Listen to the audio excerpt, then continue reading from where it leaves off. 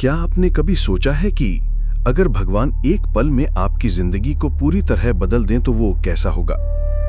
अगर आप मेरी तरह हैं तो आपने शायद कभी सोचा होगा कि कितना अच्छा होता अगर कोई ऐसा अनुभव होता जो आपकी सोच को पूरी तरह बदल देता और आपको एक नई राह पर ले जाता। तो आज हम इतिहास के सबसे अद्भुत रूपांतरणों में से एक को देखने जा रहे हैं और जानेंगे कि कैसे भगवान ने एक ऐसे व्यक्ति को जो कभी मसीहियों का उत्पीड़न करता था, पूर्वी चर्च के सबसे महत्वपूर्ण व्यक्तियों में से एक में बदल दिया। क्या आप तैयार हैं? तो चलिए शुरू करते हैं। हमारी कहानी एक व्यक्ति से शुरू होती है जिसका नाम शाऊल था, जो बिन्यामिन के गोत्र का एक इब्रानी और फरीसियों का सदस्य था। वह एक धार्मिक नेता था जो अपनी मान्यता और अपने लोगों की परंपराओं को बनाए रखने के लिए पूरी तरह समर्पित था। लेकिन एक चीज थी जो उसे बाकी फरीसियों से अलग बनाती थी, यीशु की मृत्यु के लिए उसका अडिग समर्थन। देखिए, शाऊल ने यीशु की क्रूस पर चढ़ाए जाने की घटना देखी थी और वह मानता था कि यीशु यहूदी लोगों और उनके जीवन शैली के लिए एक खतरा है। इसलिए उसने ईसाई धर्म को समाप्त करने के कार्य में खुद को झोंक दिया। शहर से शहर घूमकर ईसाइयों को सताया और उन्हें जेल में डाल दिया, वह भी सब कुछ भगवान के नाम पर। एक दिन शाऊल दमिश्क जा रहा था। उसके पास महायाजक के पत्र थे जो उसे वहां पाए गए किसी भी ईसाई को गिरफ्तार करने का अधिकार देते थे। हालांकि जब वह शहर के करीब पहुंच रहा था तो कुछ अजीब हुआ। आकाश से एक प्रकाश उसके चारों ओर चमका और वह जमीन पर गिर पड़ा।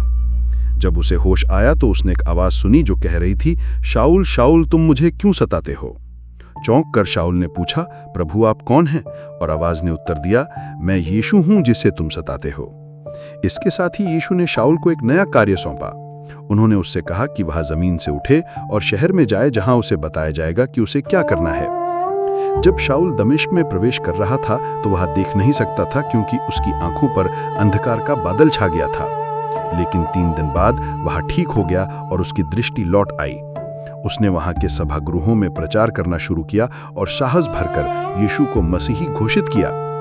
यह शाऊल के लिए एक नाटकीय परिवर्तन था जो कभी मसीहियों को सताता था। लेकिन यह केवल अचानक आई कोई धार्मिक जोश की लहर नहीं थी। यह परमेश्वर के साथ एक सच्चा सामना था जिसने उसके हृदय को पूरी तरह बदल दिया और उसके जीवन की दिशा बदल दी। तो हम शाऊल के इस अद्भुत परिवर्तन से क्या सीख सकते हैं? सबसे पहले हम देखते हैं कि परमेश्वर किसी को भी बदल सकते हैं। चाहे हमें लगे कि कोई कितना भी खोया या दूर चला गया हो, परमेश्वर के लिए कुछ भी असंभव नहीं है। शाऊल एक धार्मिक नेता था जो मसीहियों को सताने में खुद को झोंक दिया था। लेकिन एक ही मौके में यीशु से सामने के कारण उसका हृदय बदल गया और वह पूर्वी कलीसिया के महत्वपूर्ण व्यक्तियों में से एक बन गया। ये हमें बताता है कि चाहे हमारी पृष्ठभूमि या विश्वास कुछ भी हो, हम अपना जीवन परमेश्वर को समर्पित कर सकते हैं और पूर्ण परिवर्तन का अनुभव कर सकते हैं। दूसरी बात, हम देखते हैं कि परमेश्वर अक्सर हमारी कमजोरियों को अपनी शक्ति दिखाने के लिए इस्तेमाल करते हैं। शाऊल न केवल मसीहियों का सताने वाला था, बल्कि वह यीशु के खिलाफ व्यक्तिगत दुश्मनी भी रखता था। फिर भी परमेश्वर ने उसे अपने सबसे महत्वपूर्ण शिष्यों में से एक चुना। ये हमें सिखाता है कि जब हम खुद को कमजोर या अयोग्य महसूस करते हैं तो परमेश्वर शायद उन्हीं कमजोरियों का उपयोग हमारे जीवन में अपनी शक्ति दिखाने के लिए कर रहे हों। हमारी मानी हुई कमजोरियां ही वही चीजें बन सकती हैं जिनके माध्यम से परमेश्वर हमारे जीवन में सबसे अधिक चमकते हैं।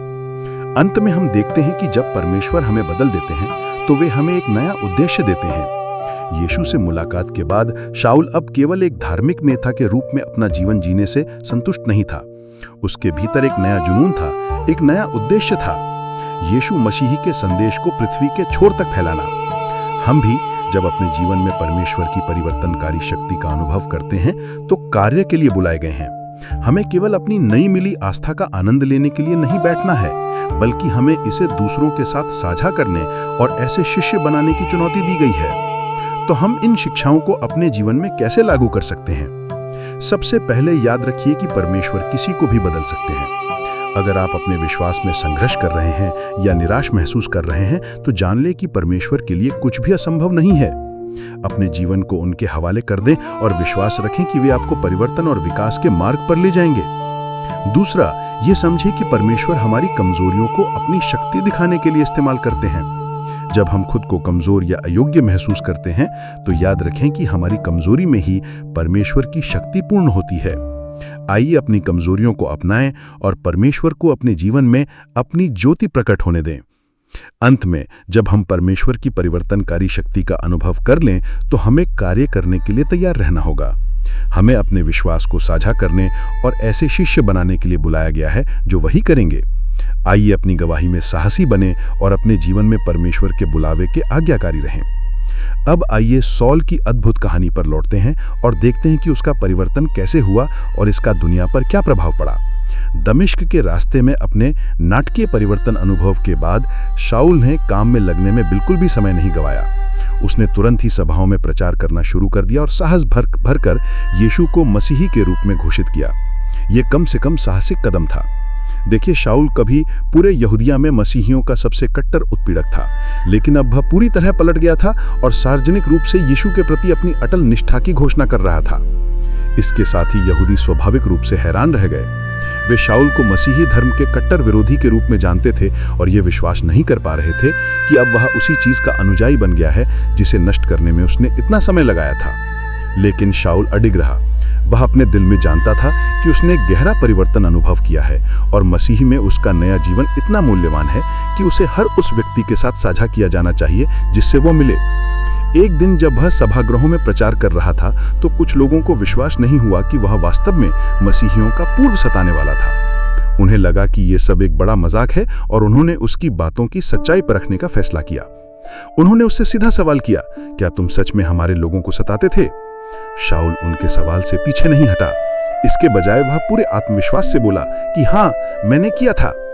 फिर उसने विस्तार से बताया कि उसने व्यक्तिगत तौर पर चर्च को कैसे सताया था, उसके कई मेंबर्स को जेल में डाला था और यहाँ तक कि कुछ को मरवाने में भी मदद की थी। लोग हैरान रह गए। उन्होंने कभी किसी को इतने खुले और ईमानदार तरीके से ऐसे घिनौने आकम को स्वीकार करते नहीं सुना था। लेकिन शाऊल अभी रुका नहीं।